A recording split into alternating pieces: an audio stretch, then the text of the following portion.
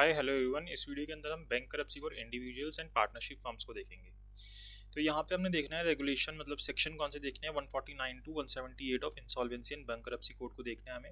जिसके अंदर हमें कुछ टर्म्स को समझना है और हमें ये देखना है कि किस तरीके से क्या प्रोसीजर होता है कि किस तरीके से इंडिविजुअल लोगों की बैंक करप्सी की जाती है और पार्टनरशिप फर्म्स की बैंक करप्सी की जाती है। इसके अंदर जो सबसे पहले टर्म हमें समझनी है वो है बैंक करप्सी ट्रस्टी। कि बैंक करप्सी ट्रस्टी कौन होता है। जिस तरीके से आप नॉर्मल बैंकरप्सी एंड इंसॉल्वेंसी के अंदर देखते हैं रेजोल्यूशन प्रोफेशनल होता है, यहाँ पे उसी व्यक्ति को हम बैंकरप्सी ट्रस्टी बोल देते हैं, जिसको हम आगे वीडियो के अंदर हर जगह पे ट्रस्टी वर्ड यूज करेंगे क्योंकि बैंकरप्सी ट्रस्टी बहुत बड़ा वर्ड हो जाता है। पहले क्या होता था इंडिया के अंदर, जब 2016 से पहले कोड नहीं आया था, तो जो हमारे पर्सनल जो जैसे इंडिविजुअल की इंसॉल्वेंसी होती थी वो प्राइमरली दो लॉ से गवर्न होती थी। एक प्रेसिडेंसी टाउन्स इंसॉल्वेंसी एक्ट 1909 से, ठीक है, और दूसरा प्रोविडेंशियल इंसॉल्वेंसी एक्ट 1920 से। तो ये जो थे हमारे सेंट्रल लॉज थे, it should be noted that both these act have number of state specific amendments. थे ये सेंट्रल लॉज, लेकिन बहुत सारी स्टेट्स के अंदर अपने हिसाब से वहाँ पे अमेंडमेंट्स होती रहती थी, किसी किसी स्टेट में कुछ कुछ। The substantive provisions under the two acts are largely similar. लेकिन अगर आप दोनों ही एक्ट के अंदर मेन जो प्रोविजंस देखोगे, सब्सटेंटिव प्रोविजंस देखोगे, वो सेम से ही हैं। और there has not been any substantial change to this regime over the years and it has proved to be largely ineffective in practice। और इनके अंदर कोई चेंज नहीं हुए। एक एक्ट बना 1909 में, एक एक्ट बना 1920 के अंदर, तो इतने सालों तक इनके अंदर कोई चेंजेस नहीं हुए और ये अपने आप में बहुत ही इनइफेक्टिव जो है प्रैक्टिस के अंदर प्रूफ हुए, कोई ज़्यादा इफेक्टिव नहीं रहे। ठीक है, तो इसलिए हमने इंसॉल्वेंसी बैंकरप्सी कोड के अंदर इसको जो प्रोविजन है इंडिविजुअल की और पार्टनरशिप के बैंकरप्सी के, वो हमने डाले। तो सबसे पहली टर्म जो हमें समझनी रहेगी वो रहेगी बैंकरप्सी ट्रस्टी। बैंकरप्सी ट्रस्टी कौन होता है? Means the insolvency professional. तो आईपी जो है वही आपका यहाँ पे बैंकरप्ट ट्रस्टी बन जाएगा, जिसको हम ट्रस्टी यहाँ पे बोलेंगे, जो कि उसके बिहाफ पे अब सारा काम करेगा। जैसे वहाँ पे आईपी काम करता है जब कंपनी के केस में हम देखते हैं, यहाँ पे ट्रस्टी करेगा। वहाँ पे हमारी एडजुडिकेटिंग अथॉरिटी यानी कंपनीज के केस में कौन होती है? एनसीएलटी होती है, कॉर्पोरेट पर्सन्स या एलएलपी के अंदर। वही यहाँ पे जो इंडिविजुअल्स या पार्टनरशिप फर्म्स है, इनके अंदर एडजुडिकेटिंग अथॉरिटी कौन सी रहेगी? डीआरटी रहेगी, डेट रिकवरी ट्रिब्यूनल रहेगी। अब सेक्शन 149 सबसे पहले बताता है कि जो ट्रस्टी होगा यहाँ पे वो क्या क्या फंक्शंस परफॉर्म करेगा इस चैप्टर के अंदर। तो उसके क्या फंक्शन रहेंगे, यानी कि जो बैंक करप्ट व्यक्ति है, बैंक करप्ट कौन है? जिसके अगेंस्ट ये प्रोसीडिंग चल रही है। तो जहाँ जहाँ पे भी वर्ड बैंक करप्ट पर्सन आएगा वहाँ पे आप समझ जाना है जिस व्यक्ति के अगेंस्ट ये प्रोसीडिंग चल रही है। ट्रस्टी यानी कि जो रेजोल्यूशन प्रोफेशनल हो गया आपका, तो और एडजुडिकेटिंग अथॉरिटी यानी डीआरटी होगी आपकी। अब यहाँ पे जो भी अफेयर्स को अगर इन्वेस्टिगेट करना है बैंक करप्ट के कोई भी, तो वो कौन करेगा? ट्रस्टी करेगा। अगर कोई भी एस्टेट यानी कि जो प्रॉपर्टी है बैंक करप्ट की, एस्टेट अभी क्या होती है आगे पूरी डिटेल में आएगी कि ये चीज़ें एस्टेट में इंक्लूड होगी, तो अगर वो रियलाइज होती हैं तो वो सारी की सारी कौन रियलाइज करेगा? किसके पास आएंगी? बैंक ट्रस्टी के पास आएंगी, बैंक करप्ट की अगर कोई भी प्रॉपर्टी रियलाइज होती है तो। और अगर कोई एस्टेट को डिस्ट्रीब्यूट करना है तो वो कौन करेगा? ट्रस्टी ही करेगा। बैंक करप्ट की किसी प्रॉपर्टी को डिस्ट्रीब्यूट करना है तो ये तीनों मेन फंक्शंस रहेंगे किसके? ट्रस्टी के। उसके बाद जो बैंक करप्ट है यानी जिस व्यक्ति के अगेंस्ट प्रोसीडिंग चल रही है, उसकी कुछ ड्यूटीज़ हैं ट्रस्टी के प्रति कि उसको ये ड्यूटीज़ निभानी है अपनी। तो उसकी क्या क्या ड्यूटीज़ आएंगी वो सेक्शन 150 के अंदर दे रखी है। तो उसको क्या करना है, जितनी भी इन्फॉर्मेशन है वो सारी की सारी इन्फॉर्मेशन उसको ट्रस्टी को प्रोवाइड करनी है अपने अफेयर्स की, क्योंकि यही तो उसका पहला काम है, इन्वेस्टिगेट करना। तो उसी को बोल रहे हैं कि भाई तू खुद ही ये इन्फॉर्मेशन दे दे। अब नहीं देगा तो ये अभी आगे बताएगा कि ट्रस्टी के पास भी कुछ अपने राइट्स होते हैं कि वो क्या क्या चीज़ें कर सकता है। क्योंकि पहले उसने बोली तो खुद ही बता दे, नहीं बताएगा तो फिर हम ट्रस्टी को राइट दे देंगे कि वो जान सकता है इन्वेस्टिगेट करके। दूसरी चीज़ है कि अगर बैंक करप्ट ट्रस्टी उसको बोल रहा है कि कहीं पे किसी टाइम पे अटेंड होना है, कहीं पे आना है, तो वहाँ पे उस बैंक करप्ट व्यक्ति को आना पड़ेगा। फिर जो बैंक करप्ट की ये ड्यूटी बनती है कि उसको नोटिस देना पड़ेगा ट्रस्टी को अगर इनमें से कोई चीज़ होती है, यानी कि अगर कोई प्रॉपर्टी एक्वायर होती है बैंक करप्ट के थ्रू, बैंक करप्सी कमेंसमेंट डेट के बाद, तो वहाँ पे ये जो एक्विजिशन है इसका नोटिस बैंक करप्ट को ट्रस्टी को देना पड़ेगा। अगर कोई प्रॉपर्टी डिवॉल्व होती है बैंक करप्ट के ऊपर, बैंक करप्ट को मिलती है, तो वहाँ पे उसका नोटिस देना पड़ेगा ट्रस्टी को कि भाई मेरे नाम पे प्रॉपर्टी डिवॉल्व हुई है। और अगर उसकी इनकम के अंदर कोई इंक्रीज होता है तो वो भी उसका नोटिस भी उसको ट्रस्टी को देना पड़ेगा बैंक करप्ट को। इसके अलावा बाकी कोई और चीज़ें जो भी प्रेस्क्राइब की जाएंगी वो सारी की सारी बैंक करप्ट को करनी पड़ेंगी। उसकी ड्यूटीज़ बनती हैं किसके प्रति? ट्रस्टी के प्रति। अब ये जो बैंकरप्ट है इसका जो नोटिस देना है, जो कि भाई मेरे नाम पे कोई प्रॉपर्टी एक्वायर हुई है, डिवॉल्व हुई है या मेरी इनकम इंक्रीज हुई है, ये 7 दिन के अंदर दे देना है। जब भी ये चीज़ हुई है, जब भी इंक्रीज, एक्विजिशन या डिवोल्यूशन है, उसके विदिन 7 डेज ये नोटिस जो है ट्रस्टी को मिल जाना चाहिए बैंकरप्ट के थ्रू। ठीक है, तो ये सारी चीज़ें उसको करते रहनी है। फिर कुछ राइट्स होते हैं किसके? बैंकरप्ट ट्रस्टी के। तो सेक्शन 149 के अंदर हमने देखा था कि बैंकरप्ट ट्रस्टी के क्या फंक्शंस है, 150 में हमने देखा कि क्या ड्यूटीज़ हैं बैंकरप्ट की ट्रस्टी के प्रति, और 151 के अंदर हमें दे रखा है कि क्या राइट्स है बैंकरप्ट ट्रस्टी के। तो ये सीधी सी बात है कि कोई भी प्रॉपर्टी जो है हर एक डिस्क्रिप्शन की वो अपने पास होल्ड कर सकता है, किसकी, बैंकरप्ट की। ऐसा नहीं किसी की भी प्रॉपर्टी जाके होल्ड कर रहा है, कोई कॉन्ट्रैक्ट्स में एंटर हो सकता है ऑन बिहाफ ऑफ बैंकरप्ट, स्यू कर सकता है, और स्यू हो सकता है इसके ऊपर, मतलब ये किसी और के ऊपर स्यू कर सकता है, कोई इसके ऊपर स्यू कर सकता है ऑन बिहाफ ऑफ बैंकरप्ट, किसी एंगेजमेंट के अंदर एंटर हो सकता है किसी प्रॉपर्टी के रिगार्डिंग, एस्टेट के रिगार्डिंग बैंकरप्ट की, किसी पर्सन को एम्प्लॉय कर सकता है उसको असिस्ट करने के लिए, हेल्प करने के लिए कि मेरी मदद कीजिए, मेरे को इसके अंदर प्रॉब्लम हो रही है, या आप इसके अंदर एक्सपर्ट है तो आप इसको और अच्छे से कर पाएंगे। कोई पावर ऑफ अटॉर्नी को एग्जीक्यूट करना है, डीड एग्जीक्यूट करनी है, कोई इंस्ट्रूमेंट को एग्जीक्यूट करना है, तो वो सारी की सारी चीज़ें कौन कर सकता है, ट्रस्टी कर सकता है, किसके बिहाफ पे, ऑन बिहाफ ऑफ बैंकरप्ट। और इसके अलावा कोई और एक्ट जो भी नेसेसरी है, ज़रूरी है, एक्सपीडियंट है, ज़रूरी है किस चीज़ के लिए, ये जितनी भी राइट्स इसके ऊपर दिए गए हैं ट्रस्टी के, उनको एक्सरसाइज करने के लिए, तो वो सारे के सारे काम कौन कर सकता है, ट्रस्टी कर सकता है। उसके लिए उसके पास क्या है, राइट्स हैं, तो ये क्या हो जाते हैं, राइट्स हो जाते हैं। तो यानी कि आप खुद नहीं इन्फॉर्मेशन दोगे तो इन्फॉर्मेशन लेने का राइट हम आपको लॉ के थ्रू दे देंगे। तो 149 में ट्रस्टी आ गया। 150 के अंदर क्या आया कि क्या ड्यूटीज़ हैं बैंकरप्ट की ट्रस्टी के प्रति। 151 में राइट दे दिए ट्रस्टी के कि आपके पास ये राइट रहेंगे। फिर कुछ जनरल पावर्स दे दी ट्रस्टी की कि ये आपके पास जनरल पावर्स हैं जब आप अपने फंक्शंस को डिस्चार्ज करोगे इस चैप्टर के अंदर। तो किसी प्रॉपर्टी को सेल कर सकता है, मतलब कोई भी अगर एस्टेट है बैंकरप्ट का, उसके किसी पार्ट को भी सेल करना है तो वो राइट भी इसके पास रहता है कि हाँ इस पार्ट को मुझे सेल करना है, तो वो सेल करने का राइट अपने पास रखता है ट्रस्टी। अगर कोई रिसीट्स देने हैं, अगर कोई मनी रिसीव हुई है उसके द्वारा कि हाँ भैया मैंने बैंकरप्ट के बिहाफ पे मनी रिसीव किया, तो उसके रिगार्डिंग रिसीट देनी है तो वो ये दे सकता है। अगर प्रूफ करना है, रैंक करना है, क्लेम करना है, ड्रॉ करना है किसी भी डिविडेंड को of such date due to the bankrupt, जो कि बैंकरप्ट के प्रति, यानी कि अगर ए बैंकरप्ट व्यक्ति है उसके लिए सी जो है व्यक्ति अपॉइंट हो रहा है ट्रस्टी, तो ये इसके बिहाफ पे, ए के बिहाफ पे क्या कर सकता है, प्रूव, रैंक, क्लेम कर सकता है, ड्रॉ कर सकता है किसी भी डिविडेंड को, किसी भी डेट्स के प्रति। से इसके प्रति कोई डेट आना है तो उसके रिगार्डिंग अगर कोई क्लेम लेना है, रैंक करना है, कोई भी चीज़ करनी है तो ये कर सकता है, comprise of his estate. Then अगर कोई एस्टेट है बैंकरप्ट की, जो भी प्रॉपर्टी कंप्राइज हो रही है, जो भी प्रॉपर्टी उसके अंदर आ रही है, किसी और व्यक्ति के द्वारा हेल्ड है, कैसे भाई उसको हमने गिरवी रखवाई थी, हाइपोथेटिकेशन किया था, तो कोई भी चीज़ की थी, तो उससे हमारे पास रिडम्पशन का राइट रहता है। रिडम्पशन मतलब कि अपनी प्रॉपर्टी को वापस लेने का राइट रहता है। फॉर फ्यूचर कब होता है, जिस व्यक्ति को प्लेज किया था वो उसको बेच सकता है, और रिडम्पशन क्या होता है, हम उसको वापस ले सकते हैं अगर हमने उसका पैसा लौटा रखा है तो ये जो रिडम्पशन का राइट है ये भी इसके पास होता है कि वो प्रॉपर्टी को रिडीम कर सकता है। और इसी तरीके से अगर कोई एस्टेट जो है बैंकरप्ट के,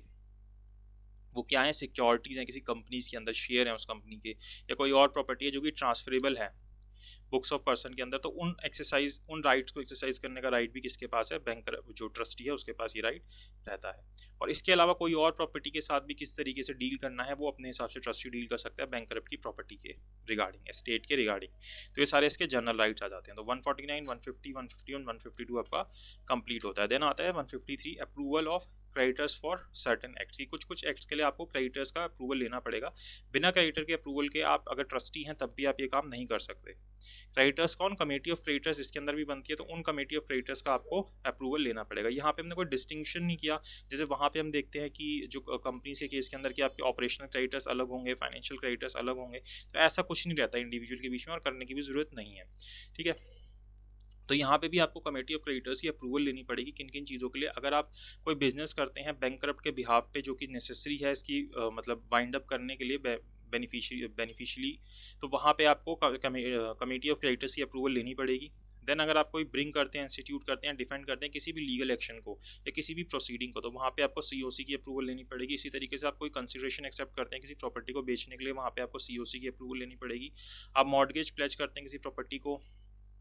पैसे को रेज करने के लिए, बैंकरप्ट के डेट को पे करने के लिए, तो वहाँ पे आपको सीओसी की अप्रूवल लेनी पड़ेगी। जहाँ पे आप कोई राइट, ऑप्शन या कोई और पावर जो है बैंकरप्ट की एस्टेट के अंदर है और आप उसको करते हैं, उसके चलते आप पेमेंट करते हैं, लायबिलिटी इनकर करते हैं, तो वो आप बिना सीओसी के अप्रूवल के नहीं कर सकते। अगर आपको कोई मैटर है आर्बिट्रेशन में रेफर करना है या कॉम्प्रोमाइज़ करना है किसी भी टर्म्स के बेसिस पे, कोई भी एग्रीमेंट के बेसिस पे, तो वहाँ पे आपको सीओसी की अप्रूवल लेनी पड़ेगी अगर आप ट्रस्टी हैं तो। और अगर आपको कोई कॉम्प्रोमाइज़ करना है, अरेंजमेंट करनी है जो कि ज़रूरी है, तो वहाँ पे आपको सीओसी की अप्रूवल लेनी पड़ेगी।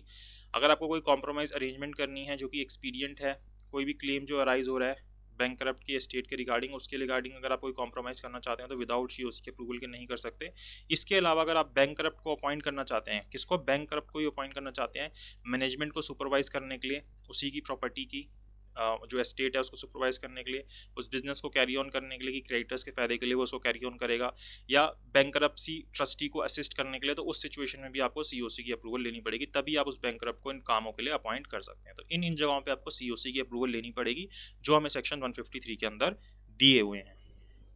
उसके बाद सेक्शन 154 बोलता है कि जो भी एस्टेट है बैंकरप्ट की वो किसके पास वेस्ट हो जाएगी, किसके पास चली जाएगी, वो बैंकरप्ट ट्रस्टी के पास चली जाएगी। इतनी सी बात इसने बोली है। अब एस्टेट के अंदर क्या क्या आएगा, वो सेक्शन 155 के अंदर बोल रखा है कि जो हमें बार बार टर्म एस्टेट देखने को मिल रही है कि ये एस्टेट है बैंकरप्ट की, तो क्या क्या चीज़ें एस्टेट के अंदर इंक्लूड होंगी। तो कोई भी प्रॉपर्टी जो कि बिलोंग करती है किसको, बैंकरप्ट को, या वेस्ट करती है, अब बैंकरप्ट को मतलब उसके पास आनी है, उससे बिलोंग कर रही है, तो वो सारी की सारी प्रॉपर्टी क्या हो जाएगी, एस्टेट के अंदर इंक्लूड हो जाएगी। कब, at the bankruptcy commencement date, उस दिन जो भी प्रॉपर्टी उसको बिलोंग कर रही है या वेस्ट कर रही है, उसके पास आनी है, तो वो सारी की सारी प्रॉपर्टी एस्टेट टर्म के अंदर आ जाएगी। इसके अलावा अगर उसके पास कोई कैपेसिटी है किसी प्रोसीडिंग को इनिशिएट करने के लिए, किसी राइट के अगेंस्ट कि भाई मेरे पास ये राइट है, इसके अगेंस्ट मैं ये प्रोसीडिंग इनिशिएट कर सकता हूँ, तो वो जो उसके पास राइट है that will be also included in the term of estate. इसके अलावा कोई और प्रॉपर्टी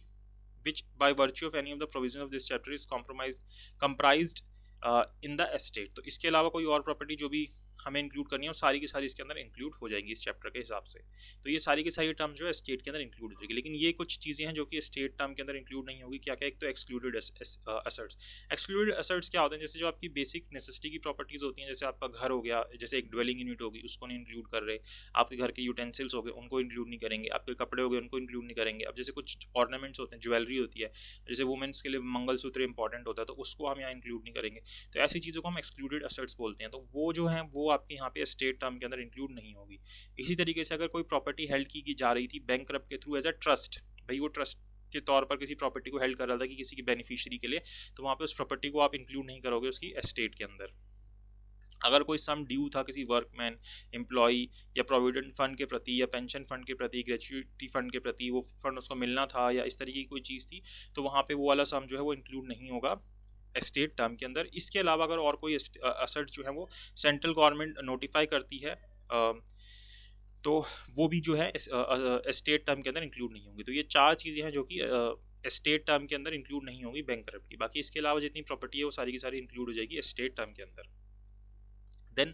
वेस्ट तो हो गई सेक्शन 154 के हिसाब से बैंकरप्ट ट्रस्टी को सारी प्रॉपर्टी बैंकरप्ट की। अब ये सारी प्रॉपर्टी की आपको डिलीवरी भी देनी पड़ेगी, अगर कोई डॉक्यूमेंट्स हैं जो पोजीशन में आपके, वो भी सारी डिलीवरी आपको ट्रस्टी को ही देनी पड़ेगी। तो सेक्शन 156 ये बोलता है, यानी कि आप अगर खुद बैंकरप्ट है या कोई और व्यक्ति हैं जिसके भी पोजीशन में बैंकरप्ट की भी यहाँ पे कोई प्रॉपर्टी है, कोई पेपर्स हैं, कोई बुक्स हैं या कोई रिकॉर्ड्स हैं, कुछ भी हैं, तो आपकी ड्यूटी बनती है, आपको क्या करना है, वो प्रॉपर्टी की डिलीवरी, पेपर्स की डिलीवरी किसको दे देनी है,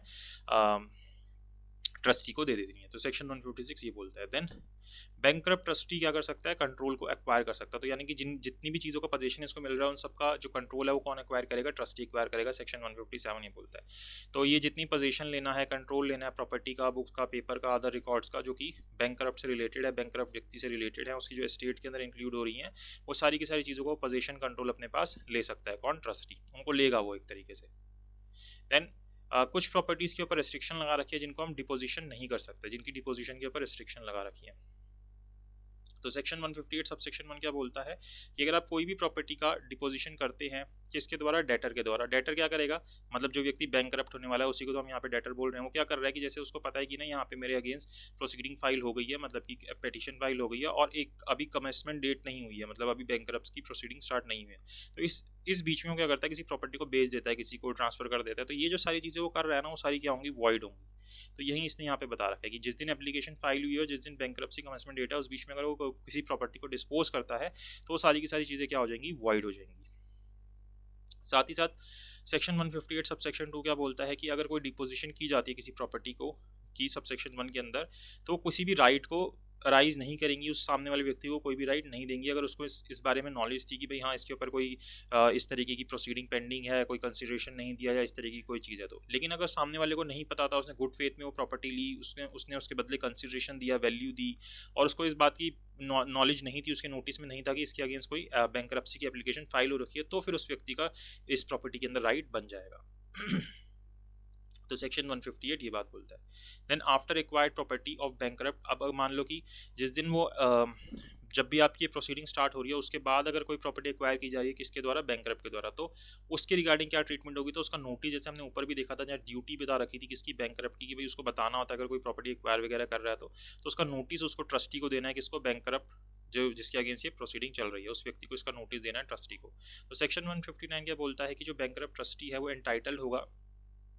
to claim for the estate of the bankrupt any after acquire property by giving notice to the bankrupt. अब ये अगर नोटिस नहीं दे रहा, खुद ही नहीं बता रहा कि मैंने प्रॉपर्टी एक्वायर किया, उसने कोई प्रॉपर्टी एक्वायर कर ली है, तो यहाँ पे जो बैंकरप्ट ट्रस्टी है उसको राइट दे दिया कि तू खुद ही जाइए और उसकी प्रॉपर्टी को, तेरे पास ये राइट है कि तू एक्वायर कर सकता है जो प्रॉपर्टी उसने इस प्रोसीडिंग को स्टार्ट होने के बाद एक्वायर किया, और लेकिन उसके लिए एक बार उसको नोटिस दे दियो बैंकरप्ट को। तो a notice shall not be serve in respect of excluded asset, लेकिन अगर कोई एक्सक्लूडेड एसेट्स हैं तो उसके रिगार्डिंग नोटिस नहीं देना, क्योंकि उनको तो वैसे ही नहीं एक्वायर कर सकते। या property which is acquired or by devolves upon bankrupt after discharge order pass under section 138, की भाई डिस्चार्ज ऑर्डर हो गया उसके बाद कोई प्रॉपर्टी वो ले रहा है, इस तरीके की चीज़ें, तो वहाँ पे ये सारी चीज़ें नहीं होती। अब ये जो नोटिस है इसको कितने दिन पहले देना होता है, 15 डेज के अंदर अंदर जब भी दिया है उसके अंदर ये सारे काम उसको करने होते हैं। फिर ऑनरेस प्रॉपर्टी ऑफ बैंकरप्ट की, अगर कोई ऑनरेस प्रॉपर्टी है बैंकरप्ट की तो उसके रिगार्डिंग कैसे डील करना है, सेक्शन 156 के अंदर दे रखा है। ऑनरेस प्रॉपर्टी क्या होती है वो हमें यहाँ बता रखा है कि कोई भी अनप्रॉफिटेबल कॉन्ट्रैक्ट के साथ साथ, मतलब ऑनरेस प्रॉपर्टी क्या है कि आप किसी अनप्रॉफिटेबल कॉन्ट्रैक्ट के अंदर एंटर किए हो और साथ साथ कोई और, मतलब कोई भी property comprise of the estate of bankrupt जो कि बैंकरप्ट के एस्टेट के अंदर इंक्लूड हो रही है, लेकिन वो प्रॉपर्टी कैसी है, सेलेबल नहीं है, उसको आप सेल नहीं कर सकते या वो रेडी नहीं है कि आप उसको सेल कर सको,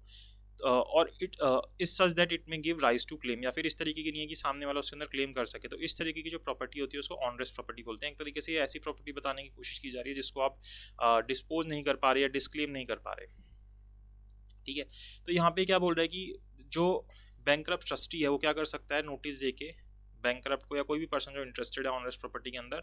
disclaim any onerous property which form part of the estate of the bankrupt, उसको डिस्क्लेम कर सकता है कि ये प्रॉपर्टी जो है डिस्क्लेम कर रहे हैं, ये जो है एस्टेट का पार्ट नहीं रहेगी बैंकरप्ट का। लेकिन ये नोटिस देने की जरूरत कब नहीं होती कि भाई डिस्क्लेमर का नोटिस कब नहीं देना, सेक्शन 160 के अंदर, अगर जो पर्सन इंटरेस्टेड है उसके अंदर ऑनरेस प्रॉपर्टी के अंदर उसने राइटिंग के अंदर अप्लाई कर रखा है बैंकरप्ट ट्रस्टी के पास या उसके प्रीडिसीजर के पास, जो उससे पहले व्यक्ति था उसके पास अप्लाई कर रखा था कि ये डिसाइड करने के लिए कि क्या ये जो ऑनरेस प्रॉपर्टी है इसको आप डिस्क्लेम करना चाहिए या नहीं करना चाहिए, तो जब उसने खुद ही कर रखा था तो नोटिस देने की क्या जरूरत है। और साथ ही साथ जो डिसीजन है क्लॉज ए के अंदर वो अभी तक दिया नहीं गया है ट्रस्टी के द्वारा, 7 डेज के अंदर जब ये नोटिस हुआ है तो वहाँ पे फिर आपको ये नोटिस देने की जरूरत नहीं होती डिस्क्लेमर का, जो सेक्शन 160 के अंदर बता रखा है। डिस्क्लेमर ऑफ लीज होल्ड, अच्छा क्या होता है कि अगर ऑनरेस प्रॉपर्टी को डिस्क्लेम नहीं कर सकते, बोल रहे हैं what happens when an onerous property can not be disclaim, कि अगर आप किसी ऑनरेस प्रॉपर्टी को डिस्क्लेम नहीं करते तो क्या होगा सिचुएशन के अंदर, तो any onerous property which can not be disclaim under subsection 1 shall be deem to be part of the estate of the bankrupt. अगर वो डिस्क्लेम नहीं हो पाई तो फिर वो पार्ट बन जाएगी किसका, उसकी एस्टेट का। तो सीधी सी बात है, डिस्क्लेम हो रही है तो फिर उसको पार्ट नहीं मानेंगे, अगर डिस्क्लेम हो गई है तो फिर उसको पार्ट मान लेंगे उसकी प्रॉपर्टी का। उल्टा बोल गया, अगर वो डिस्क्लेम नहीं हो रही है तो वो तो पार्ट है, अगर वो डिस्क्लेम हो गई है तो फिर वो पार्ट नहीं मानी जाएगी, ठीक है। इसी तरीके से लीज होल्ड जो है उसका भी डिस्क्लेमर देने की बात कर रहा है, तो सेक्शन 162 क्या बोलता है कि जो बैंकरप्ट ट्रस्टी है shall not be entitled to disclaim any leasehold interest, कि वो डिस्क्लेम नहीं कर सकता किसी भी लीज होल्ड इंटरेस्ट को unless a notice of disclaimer has been served on every interested person, कि जब तक कि जितने भी इंटरेस्टेड पर्सन हैं जिनका भी इंटरेस्ट इन्वॉल्व है इसके अंदर उनको नोटिस नहीं चला जाता, तब तक किसी भी लीज होल्ड इंटरेस्ट के अंदर डिस्क्लेमर नहीं दिया जा सकता, डिस्क्लेम नहीं किया जा सकता बैंक ट्रस्टी के द्वारा। और साथ ही साथ कब नहीं किया जा सकता, no application objecting to the disclaimer by the interested person has been filed, कि कोई भी ऑब्जेक्शन नहीं रेज किया गया इंटरेस्टेड व्यक्तियों के द्वारा कि हाँ इसके अंदर कोई इस तरीके की चीज़ है डिस्क्लेम के रिगार्डिंग, तो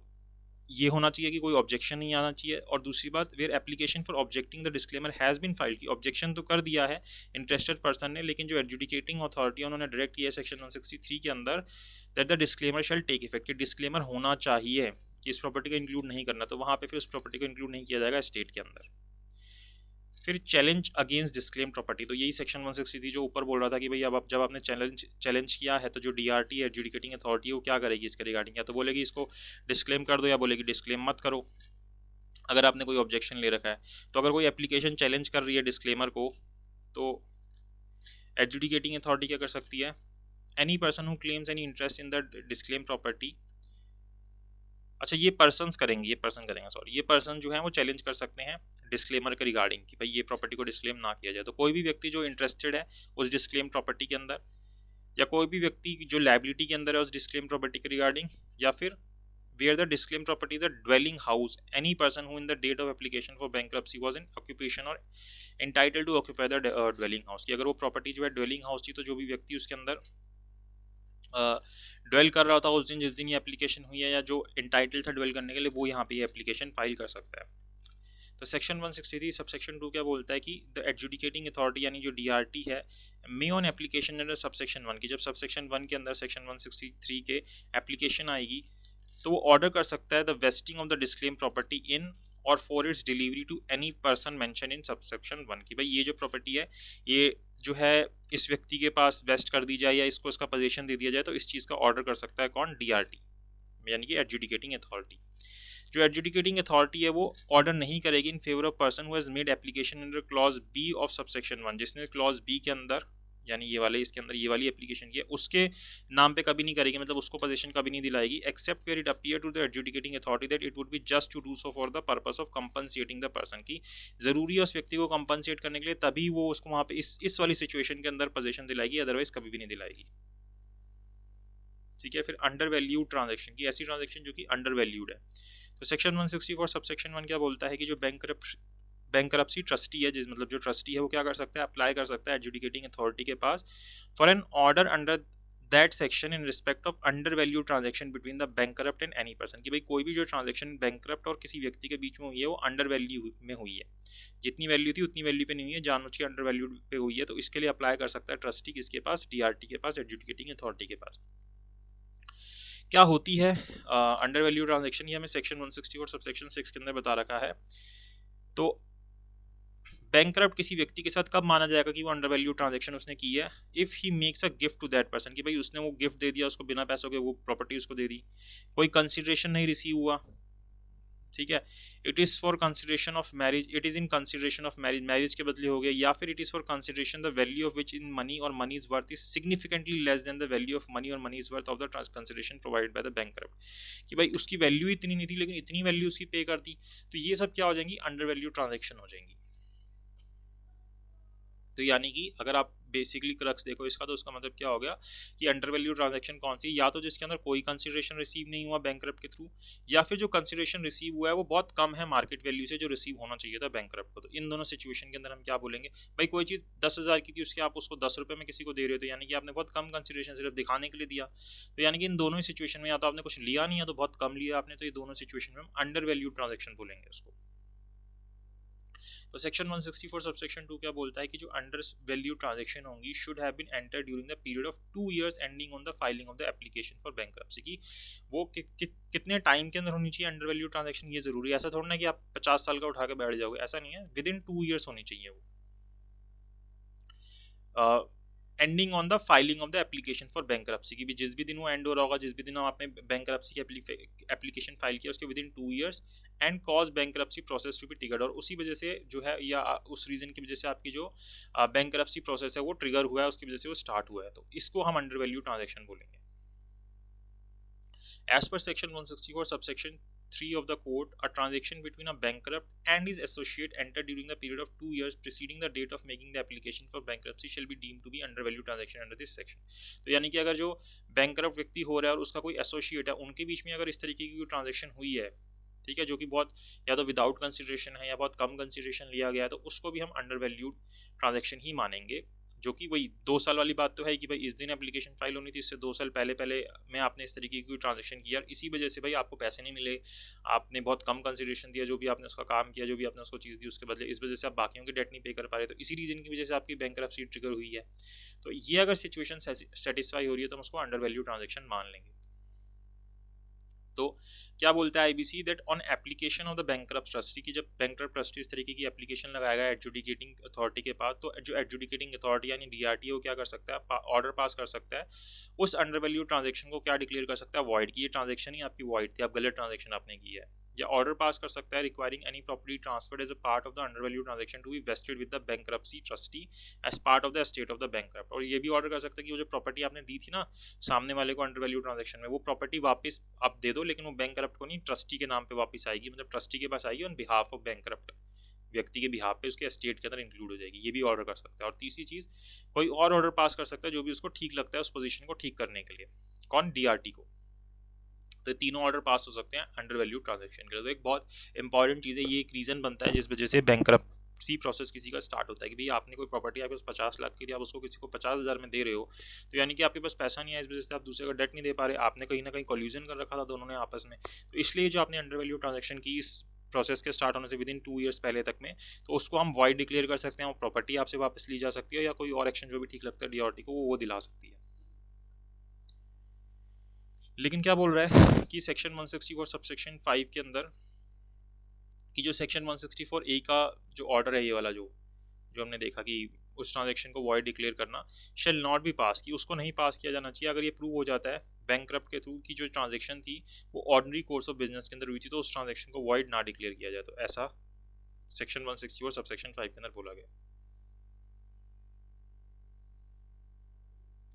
फिर आते हैं हम प्रेफरेंस ट्रांजैक्शन, सेक्शन 165 के अंदर दे रखी है कि प्रेफरेंस ट्रांजैक्शन क्या होती है। तो पहले हम देख लेते हैं what constitutes preference transaction.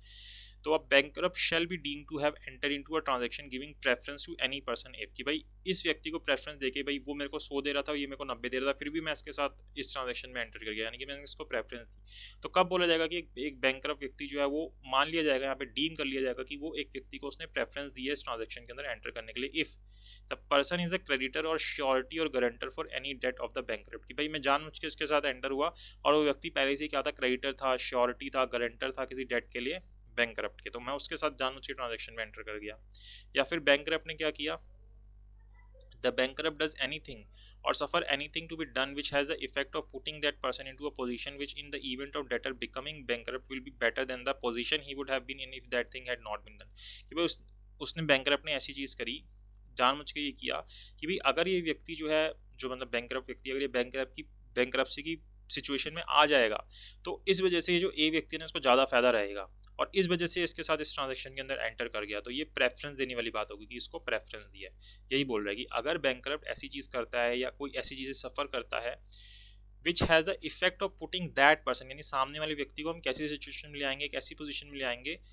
In the event of the debtor becoming bankrupt, की अगर जो डेटर है वो बैंकरप्ट हो जाता है, मतलब जिसने पैसा देना है वो बैंकरप्ट हो जाता है, will be better than the position would have been in the thing had not been done, कि भाई उस, तो इसकी जो सिचुएशन है वो अच्छी होगी अगर ये व्यक्ति सामने वाला बैंकरप्ट हो जाता है। अगर ये बैंकरप्ट नहीं होता तो इसकी सिचुएशन इतनी अच्छी नहीं होती। तो अगर इन दोनों तरीके की ट्रांजैक्शन में एंटर कर रहा है बैंकरप्ट व्यक्ति, तो क्या बोला जाएगा, उसने प्रेफरेंस ट्रांजैक्शन की है। तो ट्रस्टी एडजुडिकेटिंग अथॉरिटी के पास अप्लाई करेगा ये बोलते हुए कि बैंकरप्ट जो है उसने प्रेफरेंस दी है किसी व्यक्ति को किसी ट्रांजैक्शन के अंदर एंटर होने के लिए, तो इसके लिए एप्लीकेशन लगाएगा। फिर जो transaction giving preference to an associate of the bankrupt subsection 1 should have been enter into by bankrupt with the associate during the period of 2 years. तो यहाँ पे भी 2 इयर्स का पीरियड है कि 2 साल पहले का टाइम के अंदर ये प्रेफरेंस ट्रांजैक्शन हुई हो, जैसे सेक्शन 164 के अंदर है, ऐसे यहाँ पे सेक्शन 165 के अंदर भी बोल रहा है प्रेफरेंस ट्रांजैक्शन के लिए कि 2 साल का टाइम है आपके पास उससे पहले के लिए। कोई भी transaction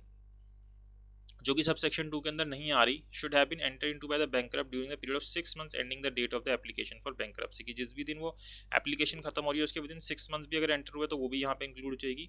the transaction given preference under subsection 2 और under subsection 3 should have been cause bankruptcy process to the triggered. तो ये भी सेम चीज जैसे सेक्शन 164 में थी, यहाँ पे भी है कि इस प्रेफरेंस की वजह से अगर आपकी बैंकरप्सी प्रोसेस को ट्रिगर हुआ है, इसी वजह से आपकी बैंकरप्सी प्रोसेस जो है वो स्टार्ट हुई है, तो यहाँ पे हम उसको प्रेफरेंस ट्रांजैक्शन मानेंगे। और जब ये एप्लीकेशन ट्रस्टी के थ्रू लगाई जाएगी एडजुडिकेटिंग अथॉरिटी के पास, तो एडजुडिकेटिंग अथॉरिटी सेम चीज़ें यहाँ पे भी ऑर्डर कर सकती है कि उस प्रेफरेंस को वॉइड डिक्लेयर कर सकती है, अगर कोई प्रॉपर्टी उसके अंदर ट्रांसफर हुई तो बोल सकती है वापस कर दी जाए, और कोई ऑर्डर ठीक लगता है तो वो भी उसके अंदर ऑर्डर किया जा सकता है डीआरटी के थ्रू। ठीक है, अब इफ बाकी ये दोनों चीज़ें वही हैं, सेम ही है, आप इसको पढ़ोगे सेम ऊपर वाली है। फिर इफेक्ट ऑफ ऑर्डर की, जो अगर ऑर्डर कर दिया जाता है तो उसका क्या इफेक्ट आता है भाई, सेक्शन 164 का या 165 का जब ऑर्डर आ जाएगा तो उसका क्या इफेक्ट होगा। तो जो सब सेक्शन 2 के अंदर बात बोली गई है, जो अभी अब यहाँ पे हम देखेंगे, अगर कोई ऑर्डर पास किया जाता है एडजुडिकेटिंग अथॉरिटी के द्वारा डीआरटी के द्वारा सेक्शन 164 या सेक्शन 165 के अंदर, शेल नॉट, इससे क्या नहीं होगा, give rise to right against a person interested in the property which is acquired in an undervalued transaction or a transaction giving preference whether or not is the person with whom the bankrupt entered into such transaction, and साथ साथ में क्या बोल रहा है, and क्या बोल रहा है कि require any person to pay sum to the bankrupt trustee in respect of the benefit received from the undervalued transaction or a transaction giving preference whether or not he is the person with whom the bankrupt entered into such transaction। यानी कि बोल रहा है कि जैसे कभी सामने वाले व्यक्ति ने जिसने भी प्रॉपर्टी खरीदी थी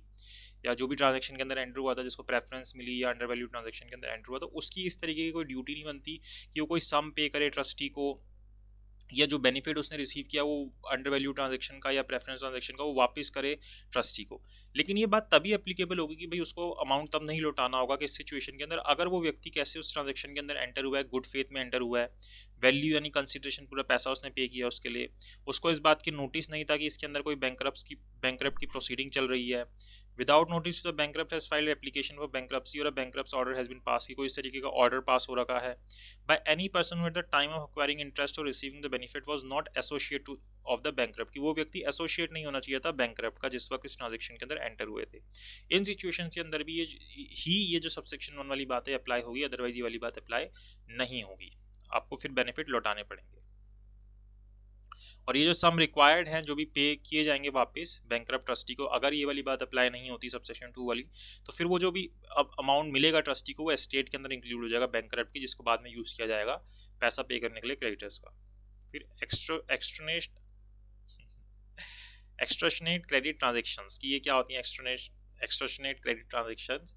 सब्जेक्ट टू सबसेक्शन 6, अभी हम आगे पढ़ेंगे इसको। On an application by the bankrupt trustee की जब ये लगाएगा एडजुडिकेटिंग अथॉरिटी के पास,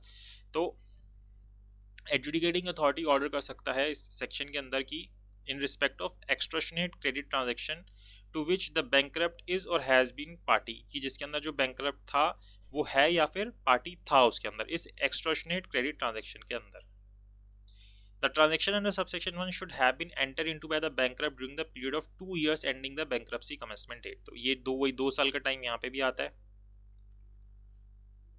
An order of adjudicating authority may set aside the whole or part of the debt created by the transaction। तो यहाँ पे वो set aside कर सकता है कि या तो पूरे के पूरे डेट जो एक्सट्रेनेट मतलब यही होगा ना, जबरदस्ती का डेट क्रिएट किया गया क्रेडिट ट्रांजेक्शन के अंदर आप हुए हुए बहुत ज़्यादा अमाउंट के अंदर, तो उसके अंदर क्या कर सकता है? सेट असाइड कर सकता है कि नहीं ये पूरे के पूरे का सेट असाइड करो या इसके किसी पार्ट को इस ट्रांजेक्शन के जिसके अंदर डेट क्रिएट हुआ है उसको खत्म करो, ट्रांजेक्शन के अंदर सेट असाइड करो। उस ट्रांजेक्शन की टर्म्स को वेरी करने के ऑर्डर कर सकता है जो एडजुडिकेटिंग अथॉरिटी है। Require any person who has been paid by the bankrupt under the transaction to pay sum to the bankrupt trustee, कि भाई तूने इसके अंदर पैसा लिया था ना, जिस व्यक्ति ने बोलेगा भाई वापस लौटा ये पैसा ट्रस्टी को दे। Require any person to surrender the bankrupt trustee any property of the bankrupt held as security for the purpose of the transaction, और अगर कोई व्यक्ति जिसने भी सिक्योरिटी के तौर पर कोई प्रॉपर्टी हेल्ड कर रखी थी बैंकरप्ट की, तो वो प्रॉपर्टी जो है वापस दी जाएगी ट्रस्टी को। तो ये ऑर्डर्स किए जा सकते हैं एडजुडिकेटिंग अथॉरिटी के द्वारा। Any sum paid or any property surrendered to the bankrupt trustee shall be included in the estate of the bankrupt। तो ये भी जो है फिर वो estate के अंदर include हो जाएगी किसके? वही bankrupt के। Any debt extended by any person regulated for the provisions of financial services in compliance with the law in force in relation to such debt shall not be considered extraneous credit transaction under this section। लेकिन अगर मान लो कोई debt जो है किस तरीके से बना था बैंकरप्ट के ऊपर, कोई व्यक्ति जो कि जिसने लीगली सारी चीज़ें कर रहा था और फाइनेंशियल सर्विसेज वो देता था लॉ के हिसाब से, और उस सिचुएशन के अंदर अगर कोई डेट इसके ऊपर बन रहा था तो उसको हम इसके अंदर नहीं ले सकते, एक्सटर्नेट क्रेडिट ट्रांजैक्शन के अंदर नहीं ले सकते। फिर सेक्शन 168 आता है ऑब्लिगेशंस अंडर कॉन्ट्रैक्ट। सेक्शन 168 बोलता है तो this section shall apply when contract has been entered into by the bankrupt with a person before the bankruptcy commencement date, की बैंकरप्सी कमेंसमेंट डेट से पहले अगर बैंकरप्ट किसी कॉन्ट्रैक्ट के अंदर एंटर हुआ है तो उसके ऊपर ये सेक्शन अप्लाई होगा, उन कॉन्ट्रैक्ट्स के ऊपर ये अप्लाई होगा। तो क्या बोलता है कि अगर कोई पार्टी है कॉन्ट्रैक्ट की जिसके अंदर वो एंटर हुए हैं बैंकरप्ट के अलावा, may apply to the adjudicating authority, तो वो डीआरटी के पास अप्लाई कर सकती है किस चीज़ के लिए? For an order discharging the obligation of the applicant or the bankrupt under the contract, की भाई जो ऑब्लिगेशन थी जो भी चीज़ करनी थी उस कॉन्ट्रैक्ट के अंदर तो उससे डिस्चार्ज कर दिया जाए कि अब ये नहीं करनी है,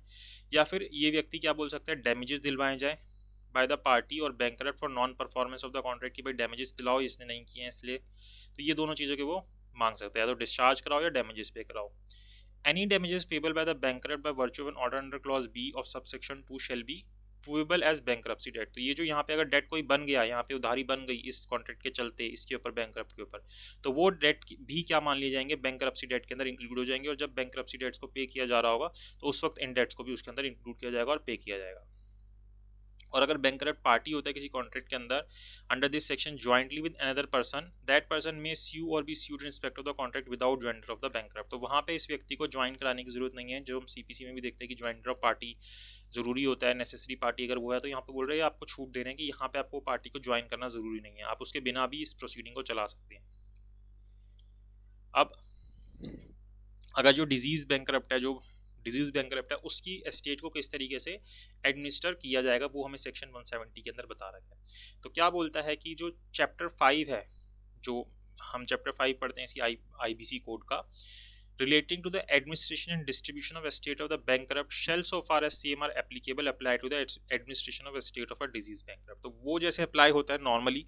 बैंकरप्ट की एस्टेट के ऊपर, वैसे ही सेम तरीके से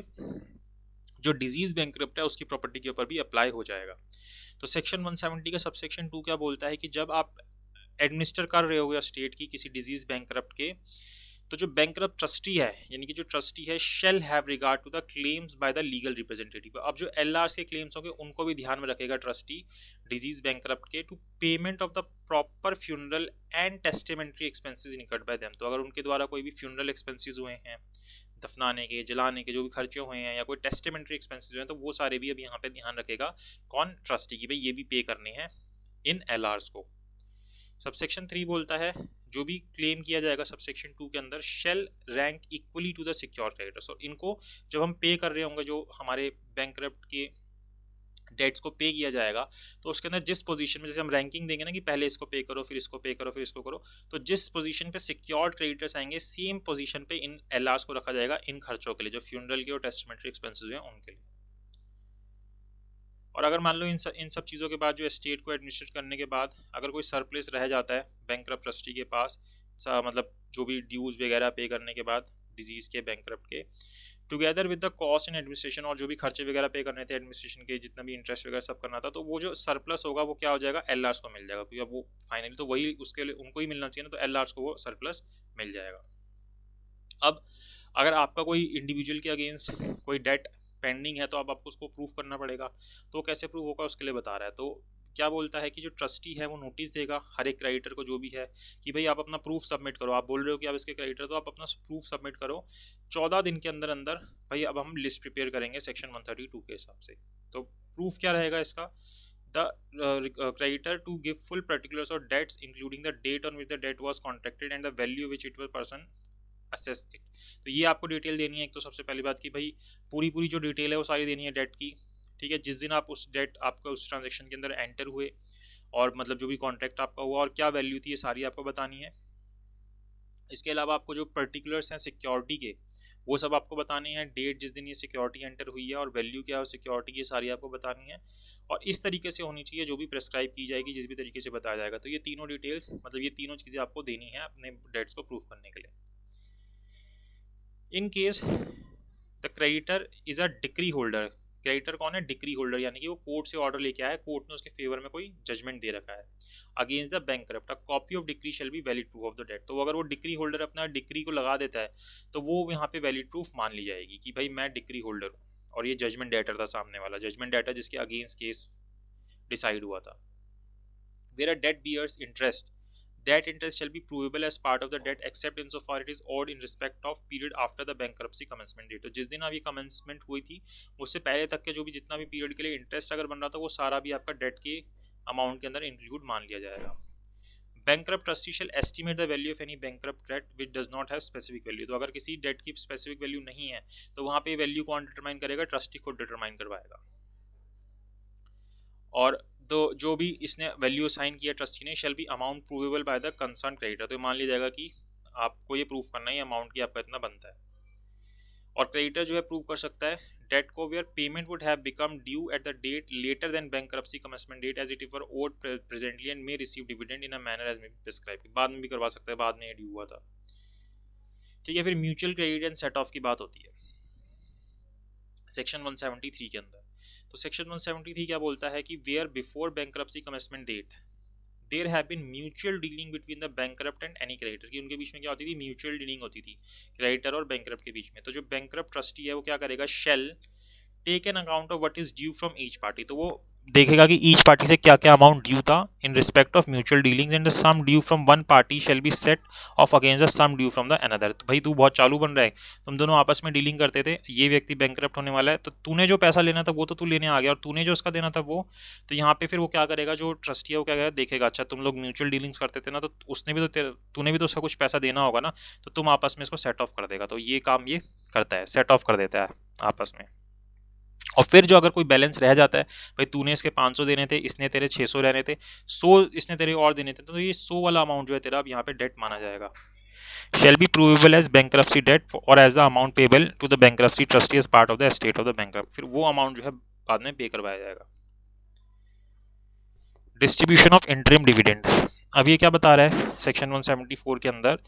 जहाँ पे जो बैंकरप्ट ट्रस्टी है उसके पास सफिशिएंट फंड्स होते हैं उसके हैंड के अंदर, तो वो क्या कर सकता है, डिक्लेयर कर सकता है और डिस्ट्रीब्यूट कर सकता है interim dividend among the creditors की। अभी आप कुछ अमाउंट जो है इंटरिम डिविडेंड जो है क्रेडिटर्स ले लो बैंकरप्सी डेट्स के रिगार्डिंग, भी आपका इतना इतना अमाउंट ड्यू था, आप इतना इतना ले लो, इंटरिम दे सकता है, which may have been respectively proved where the bankruptcy trustee has declare any interim dividend, or अगर बैंकरप्सी ट्रस्टी ऐसा करता है, he shall give notice of such dividend and the manner in which it is propose to be distributed, तो वो सारा बताएगा कि किस तरीके से डिस्ट्रीब्यूट होगा, उसका नोटिस देगा। और इन calculation and distribution of interim dividend the bankrupt trustee shell make provision for, तो जब वो इस तरीके की चीज़ करेगा तो उसको प्रोविजन बनाने होंगे किस चीज़ के, any bankruptcy debt which appear to him in due to person who have by reason of the distance of their place of residence may not have sufficient time to tender and establish their debts, कि भाई मैं इतना amount रख लेता हूँ, मैं कोई ऐसा व्यक्ति जो कि अपने उस कारण से नहीं आ पा रहा अपने डेट्स को प्रूव करने के लिए, भी बहुत दूर है, उसके पास टाइम नहीं है इस चीज़ का, तो उसके लिए प्रोविजन बनाना होगा। Any bankruptcy debt which are subject to claim which have not yet been determine, कि भाई इसके अंदर जो है अभी इसको डिटरमाइन करना है कितना क्लेम है, तो उसके लिए प्रोविजन बनाने होंगे। डिस्प्यूटेड प्रूफ्स एंड क्लेम्स, अगर कोई डिस्प्यूटेड है भाई, इस पर भी डिस्प्यूट चल रहा है, और साथ ही साथ अगर कोई एक्सपेंसेस नेसेसरी है एस्टेट को एडमिनिस्टर करने के लिए, तो उसके रिगार्डिंग प्रोविजन बनाने होंगे। तो इन चार चीज़ों के रिगार्डिंग जब इंटरिम डिविडेंड डिक्लेयर किया जाएगा ट्रस्टी के द्वारा, तो इन चार चीज़ों के रिगार्डिंग प्रोविजंस बनाने होंगे। अब प्रॉपर्टी को डिस्ट्रीब्यूट किस तरीके से किया जाएगा, तो सेक्शन 175 सब सेक्शन 1 बोलता है कि जो बैंकरप्ट ट्रस्टी है वो क्या करेगा, कमेटी ऑफ क्रेडिटर की अप्रूवल्स के बाद के साथ, मतलब उसको एक अप्रूवल लेनी पड़ेगी, divide in its existing form amongst the creditors according to the estimated value, जो भी एस्टिमेटेड वैल्यू है क्रेडिटर्स की उनके बीच में डिवाइड कर देगा। कोई भी property in its existing form which form its peculiar nature or other special circumstances can not be readily or advantageously sold, कि भाई ये प्रॉपर्टी ऐसे बेची नहीं जा सकती, मैं आपको इसकी वैल्यू के हिसाब से आपके बीच में बांट देता हूँ, ये बढ़ जाएगी आप लोगों के बीच में, तो वो उसको डिस्ट्रीब्यूट कर सकता है उस प्रॉपर्टी को क्रेडिटर्स के बीच में। फिर सब सेक्शन 2 क्या बोलता है कि जो अप्रूवल है सब सेक्शन 1 के अंदर, shall be sought bye the bankrupt trustee for each transaction, तो हर एक ट्रांजेक्शन जो भी वैसी करेगा जिस भी प्रॉपर्टी को बांटेगा, तो हर एक ट्रांजेक्शन के लिए उसको सीओसी की अप्रूवल लेनी होगी। और सबसेक्शन 3 क्या बोलता है, where the bankrupt trustee has done anything without approval of committee of creditors, भाई बिना अगर अप्रूवल के कर देता है, the committee may for the purpose of enabling him to meet expenses out of the state of the bankrupt ratify the act of bankrupt trustee, तो वो क्या कर सकते हैं, रेटिफाई कर सकते हैं, जो कौन है क्रेडिटर्स हैं, इसको रेटिफाई कर देते हैं हम, तो ये चीज़ वो कर सकते हैं। लेकिन अगर उसने कोई चीज़ अर्जेंसी में की है तो वहाँ पे फिर उसको रेटिफाई नहीं करेंगे, वो ये चीज़ हमें यहाँ आगे बता रखी है सब सेक्शन 4। तो ये डिस्ट्रीब्यूशन ऑफ प्रॉपर्टी इस तरीके से होता है। फिर फाइनल डिविडेंड, अब फाइनल जो पैसा बटेगा वो सेक्शन 176 के अंदर बता रखा है। तो जो बैंकरप्सी ट्रस्टी है, अब जो वो एंटायर एस्टेट को रियलाइज़ कर देगा बैंकरप्ट की, और so much of it could be realize in the opinion of bankrupt trustee, it shall give notice, अब वो नोटिस देगा कि अब उसकी इंटेंशन है कि वो फाइनल डिविडेंड डिक्लेयर करना चाहता है, या नो डिविडेंड और further dividend shall be declare, कि और ज़्यादा डिविडेंड डिक्लेयर नहीं किया जा सकता, तो इसके रिगार्डिंग वो नोटिस देगा। फिर ये जो नोटिस होगा इसके अंदर आपको कई चीज़ें मेंशन करनी पड़ेगी, सारी चीज़ें मेंशन करनी पड़ेगी कि आप कैसे क्या क्लेम्स हैं, क्या क्या चीज़ें हैं, वो सारी आपको डेट वगैरह सब इसके अंदर मेंशन करनी पड़ेंगी। फिर जो डीआरटी है, एडजुडिकेटिंग अथॉरिटी है, जब उसके पास एप्लीकेशन लगाई जाएंगी किसी भी इंटरेस्टेड व्यक्ति के द्वारा in the administration of state of the bankrupt, postpone the final date referred in subsection 2, तो ये जो सबसेक्शन 2 के अंदर फाइनल डेट बता रखी है इसको फिर पोस्टपोन किया जा सकता है, क्योंकि अभी ये पेंडिंग हो जाएगी यहाँ पे चीज़, तो जो उसका अगर उसने कोई ऑब्जेक्शन रेस किया है, कुछ भी किया, तो फिर उसका कोई फायदा नहीं रहेगा ना, तो यहाँ पे उसको पोस्टपोन करवाया जा सकता है।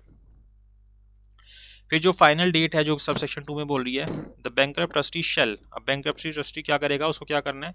Defray any outstanding expenses of the bankruptcy out of the estate of the bankrupt, तो कोई भी जो आउटस्टैंडिंग एक्सपेंसेस है उनको डिफ्रे कर देगा, जो कि एस्टेट में से करेगा वो, और साथ ही साथ if he intends to declare final dividend, declare and distribute that dividend among the creditors, और अगर उसकी इंटेंशन थी कि वो मतलब उसने बोला था नोटिस के अंदर कि वो फाइनल डिविडेंड डिक्लेयर करना चाहता है, तो वो फिर फाइनल डिविडेंड डिक्लेयर कर देगा। और इसके बाद भी अगर कोई सरप्लस रह जाता है, after payment in full with interest of all the creditors to the bankrupt and the payment of the expenses of bankruptcy, the bankrupt shall be entitled to the surplus, तो bankrupt को वो पैसा मिल जाएगा, भाई सब चीज़ों का खर्चा कर दिया, क्रेडिटर्स को दे दिया, कुछ भी कर दिया, उसके बाद अगर कुछ सरप्लस रह गया तो वो अमाउंट अब उसी का तो है, तो वो अमाउंट उसको मिल जाएगा। अब मान लो बैंकरप्सी जो ऑर्डर था किसी एक पर्टिकुलर पार्टनर के अगेंस्ट हुआ था एक फर्म का, तो जो भी creditor to whom the bankrupt is indebted jointly with the other partner in the firm or any of them shall not receive any dividend out of the separate property of the bankrupt until all separate creditor have receive the full amount of their respective debts. तो यहाँ पे वो partnership वाली बात कर रहा है कि भाई कोई पर्टिकुलर पार्टनर था किसी फर्म का, उससे कोई अमाउंट ड्यू था किसी को, किसी क्रेडिटर को, लेकिन वो जो क्रेडिटर था वो ज्वाइंटली इंडेटेड था किस चीज़ के लिए, फर्म के थ्रू इंडेटेड था,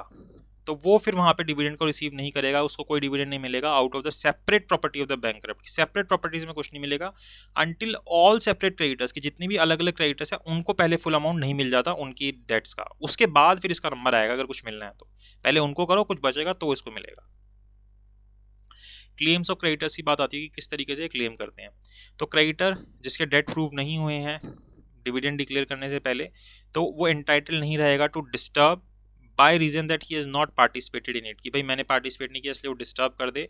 the distribution of the dividend or any other dividend declare before his debt was proved, कि कोई डिविडेंड अगर डिक्लेयर हो गया कुछ भी बढ़ गया तो उसको डिस्टर्ब नहीं करेगा, लेकिन when he has proved that the debt he shall be entitled to paid any dividend or dividend which he has failed to receive out of any money or the time being available for the payment of any further dividend। अब तो dividend तो बढ़ गया तो कैसे मिलेगा इसको dividend, तो कैसे मिलेगा, जब हम ऊपर देख रहे थे कि अगर कोई डिविडेंड बांट रहे तो उस वक्त आपको प्रोविजन बनाना है कि अगर कोई अमाउंट डिस्प्यूट के अंदर है तो उसके लिए आपको प्रोविजन बनाना है, तो वही चीज़ें यहाँ पे कि अगर वो प्रूव कर देता है तो फिर इसको इसका डिविडेंड मिल जाएगा। और साथ ही साथ एनी डिविडेंड और dividend payable to him shall be paid before that money is applied to the payment of any such further dividend, तो यानी कि अगर ये प्रूफ कर देगा तो इसको मिल जाएगा लेकिन बीच में डिस्टर्ब नहीं करेगा ये।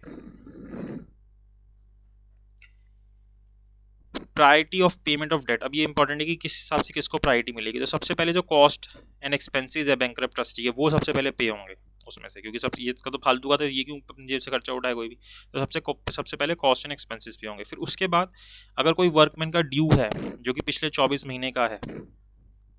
या सिक्योर्ड क्रेडिटर्स का कोई ड्यू है तो वो सब फिर इसके बाद सबसे पहले पे किया जाएगा, तो फर्स्ट नंबर पे इनको मिलेगा, तो ये तो है ही है एडवांस में, तो प्लस ही रख लो, ये तो होंगे ही होंगे, तो यानी कि वर्कमैन ड्यू और जो सिक्योर्ड क्रेडिटर्स का ड्यू है ये फर्स्ट नंबर पे होगा। तो यहीं पे सिक्योर क्रेडिटर के साथ ही वो लीगल रिप्रेजेंटेटिव्स का जो फ्यूनरल का खर्चा है, अगर कोई मरा हुआ बैंकरप्ट है तो वो भी यहीं पे हो जाते हैं साथ के साथ। फिर इसके बाद जो वेजेस हैं या कोई अनपेड ड्यूज हैं जो कि एम्प्लॉयज़ को पे होने हैं अदर देन वर्कमैन को तो यहाँ पे मिल गया था,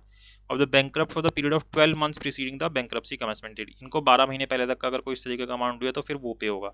फिर इसके बाद अगर कोई अमाउंट सेंट्रल गवर्नमेंट को स्टेट गवर्नमेंट को ड्यू है वो पे होगा। फिर इसके बाद होने के बाद फिर जितने अनसिक्योर्ड डेट्स हैं, सिक्योर्ड तो यहीं हो गए थे, अनसिक्योर्ड जो है सबसे एंड में फिर वो पे होंगे, तो इस पैटर्न के अंदर जो है अमाउंट पे किया जाएगा। ठीक है, तो वही यहाँ पे बता रखा है, फर्स्ट नंबर पे ये होगा, सेकंड पे ये होगा, ऐसे करके अमाउंट पे किया जाएगा। फिर adjudicating authority for individuals and partnership firms के बारे में बता रहा है कि एडजुडिकेटिंग अथॉरिटी क्या है, डेट रिकवरी ट्रिब्यूनल है, मैंने आपको पहले ही बता दिया था। सिविल कोर्ट की कोई जुरिस्डिक्शन नहीं रहेगी इन मैटर्स के अंदर,